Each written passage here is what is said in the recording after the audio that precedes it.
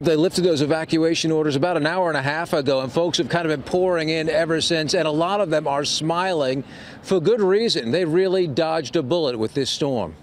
Slowly but surely, life is returning to Montecito. The worst of the rain has passed, along with the worst fears of those who call this community home. We prepared for the worst, but I had high hopes for nothing really happening down here, but there was always that possibility looming, in the back of my mind.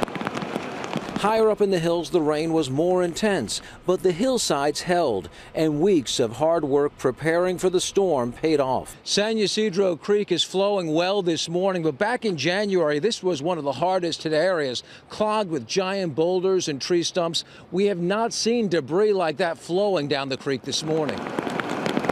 Minor flooding closed down portions of the 192 in the morning, but compared to January, the damage is insignificant. I was really concerned.